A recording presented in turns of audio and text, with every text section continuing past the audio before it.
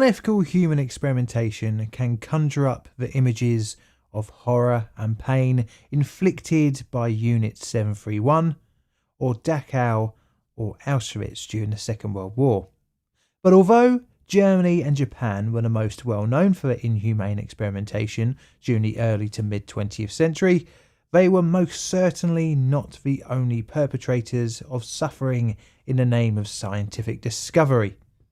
Other experiments on humans have taken a much more subtle route than that of the Axis powers, running in democratic Western countries, preying on the poor, racial minorities and or prisoners. The experiment orchestrators would draw in potential subjects by offering free medical help and or financial incentives. Such an experiment between the 1930s and 1970s would cross the line well into an unethical study, and although not as blatantly gruesome as a vivisection on a subject, would actively hide the diagnosis of a debilitating disease and withhold treatment from its victims, all to find out how a person would succumb to said illness. The experiment orchestrators would draw in potential subjects by offering free medical help and or financial incentives. Not only that, but the disease in this study, syphilis, which not only can be deadly, is also easily transmissible from sexual contact with an infected person, even being able to be passed on from mother to unborn child. Today we're looking at a truly dark page in infectious disease study, the Tuskegee Syphilis Experiment.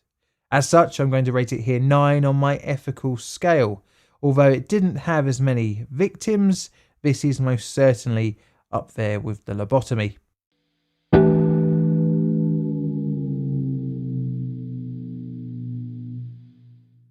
It is 1932 and enrolment has begun on a new study.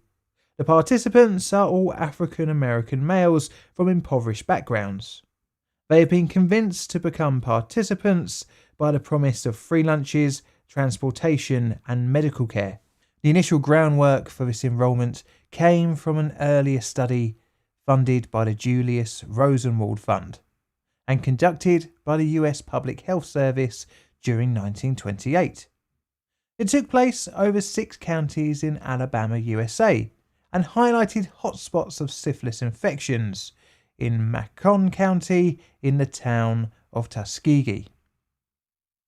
The aim of the Rosenwald study was to find a population perfect for an attempt of mass treatment for the debilitating disease, and the largely African American inhabitants of Tuskegee seemed like the ideal testbed.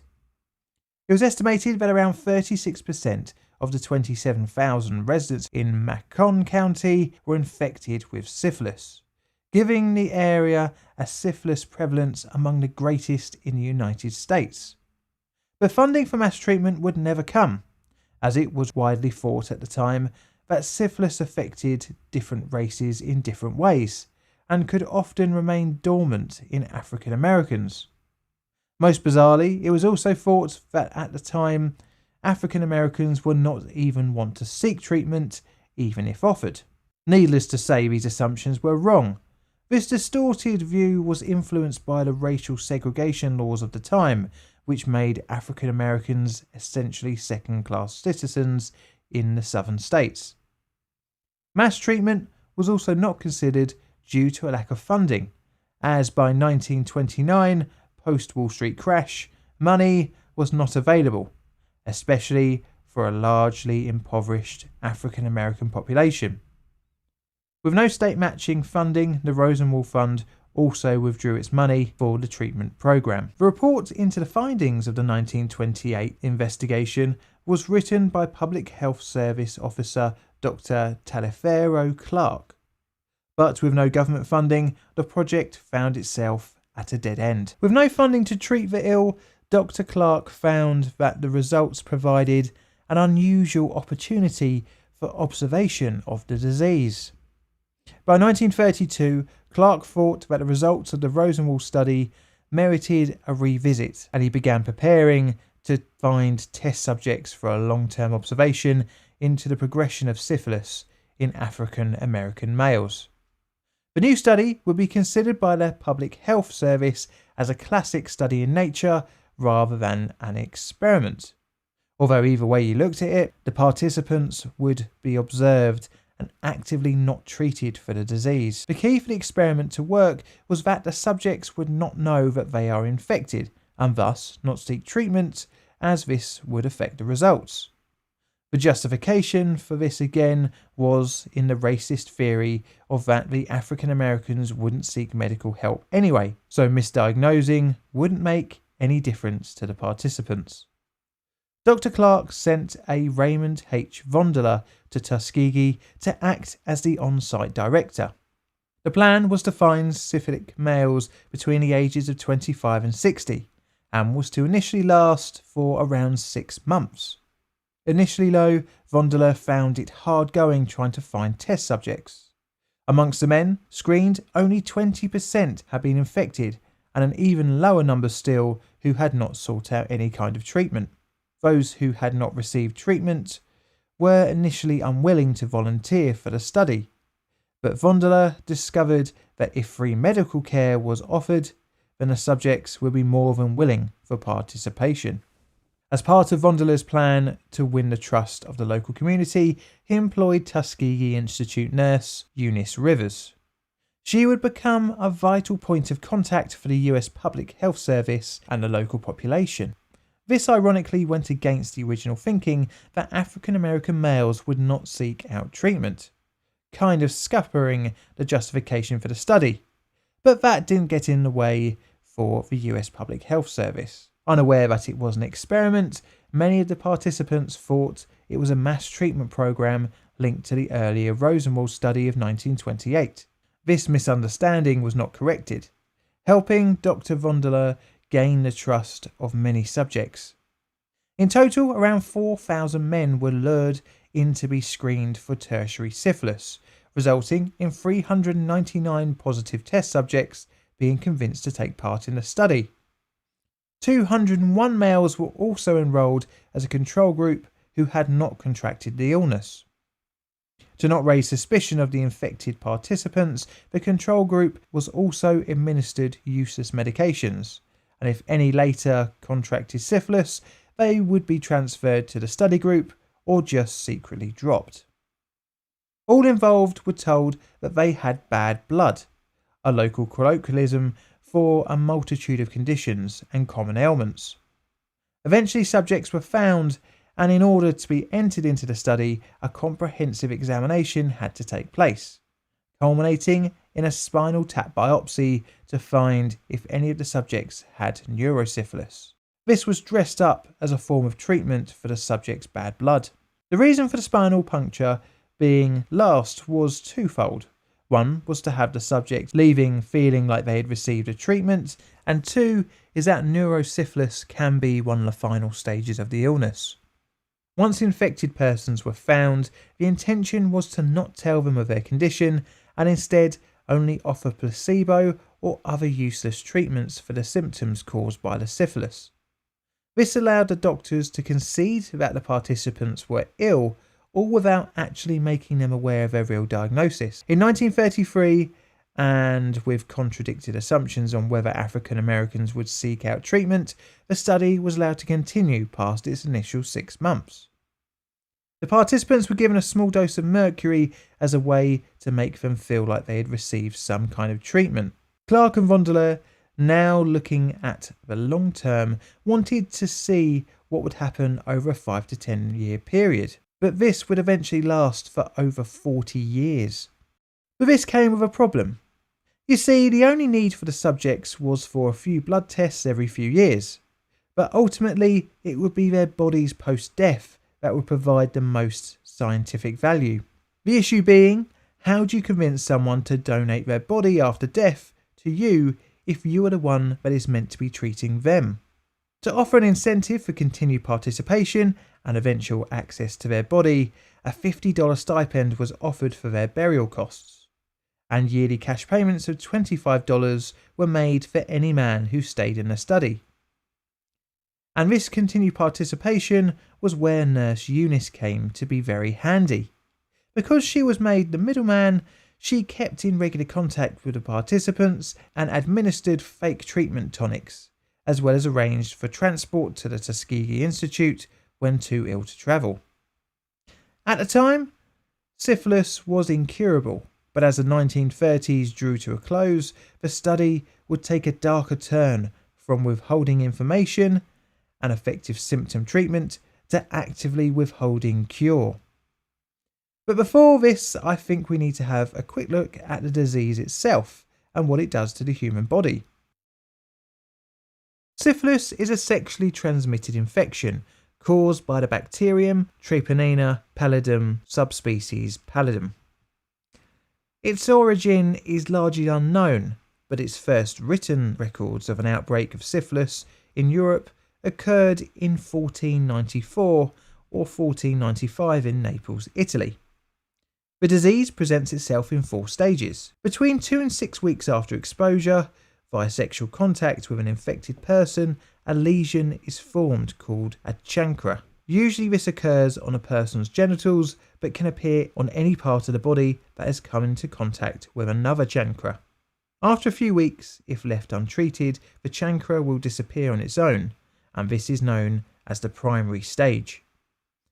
The next secondary stage comes along around 4 to 6 weeks after the first signs of symptoms, and this part of the progression of the disease shows itself in many different ways, but most commonly manifests itself in rashes on any part of the body, and other symptoms include fever, sore throat, malaise, weight loss, hair loss, and headache. These acute symptoms usually resolve after 3 to 6 weeks, leading to the next stage. Latent syphilis develops after secondary syphilis, and it is itself divided into early latent and late latent stages. This stage develops 2 years after exposure. The infected person can then, after a number of years, develop into the 4th and final period of the disease, and that is tertiary stage. The final stage can occur between 3 and 15 years post initial exposure, and can manifest itself in one of several ways. Gummatous syphilis, which is benign tumours that can appear on the body, which can lead to physical disfigurement. Cardiovascular syphilis, which can cause heart problems. Neurosyphilis, which is an infection involving the central nervous system and can result in dementia, mania, psychosis, depression, and even brain damage. And finally, meningovascular syphilis, which involves inflammation of the small and medium arteries of the central nervous system. Roughly 30% of people who have contracted syphilis reach the tertiary stage. This part of the disease progression is largely not infectious to other people. But things in the 1940s would change dramatically for sufferers, and like nearly everything 20th century, links into the Second World War. In 1942, Alexandra Fleming successfully treated Harry Lambert's streptococcal meningitis, originally thought to be a fatal condition, with a new drug called penicillin. The potential use of the fungus for medicinal purposes was known as early as the late 19th century, but growing enough of the fungus to actually be useful was one of its biggest hurdles. Before Fleming's use of pure penicillin, Australian scientist Howard Florey, later Baron Florey, and a team of researchers at Oxford University had treated a policeman for an infection on his face in 1940. Sadly, though, the participant died when stocks of the fungus ran out. This would lead to Florey to travel to the USA to seek out a mass production, which in the early 1940s was backed by the US government, and by June 1942, just enough penicillin was available to treat 10 patients. With the USA now involved in the Second World War, the usefulness of a drug that could kill many different infections was clearly an obviously useful thing. And one of these infections that were easily wiped out by the new wonder drug was the age-old blight on humanity, syphilis. Over 2.3 million doses were ordered for the D-Day landings in 1944. But how does this tie back into Tuskegee, you might ask? Well, with the country in a state of war from 1941, the US needed soldiers, and as such the draft was implemented, as the country's pre-war professional career military wasn't big enough to fight in the Pacific, Atlantic, Asia, Africa and Europe. Now, many of these test subjects for the Tuskegee study by 1941 were well within the age range for military service, and with the introduction of the draft in 1940, the study was at risk of losing some of its participants. But again, you might think, what is the problem? Well, part of enlistment is a full medical, including testing for STDs, as well as the other side effect of being in the army, of risking getting killed in a war. As such, the United States Public Health Service convinced Macon County of the scientific importance of the experiment, and thus declined conscription of men who were enrolled in the study. In total, some 256 of the men had their draft blocked by the Tuskegee study, not before some of them being diagnosed by the army and told to get treatment, which again was duly blocked locally by the study. Post-war, the US government now wanted to stamp out the disease with the large availability of penicillin, which was a standard treatment from 1947. Many of the men had now sought out treatment outside of the study. However, an estimated 7% of the men received what would be considered an adequate dose. To keep the deception going, in 1959, certificates were issued to the participants congratulating them for 25 years of service in the Tuskegee Medical Research Study. Many kept this certificate as a source of pride in taking part in a government project, but even as late as 25 years post-study beginning, they were kept ignorant of the true reason of their participation. The 1950s rolled into the 1960s, and Nurse Eunice continued visiting the men, medicating them with useless tonics. In 1969, a CDC panel met to discuss the continuation of the study, and although one doctor pushed for the ceasing and actually treating of the men, the experiment was allowed to continue, collecting samples from the living and autopsying the dead. But the end was on the horizon. But not from the powers that be, but instead by whistleblower Peter Buxton, an epidemiologist and public health employee. He was hired in 1965 to interview STD sufferers, and as part of his duties, he discovered the Tuskegee study. Disgusted by this, in 1966 he made an official protest to his superiors, only to be instantly shut down.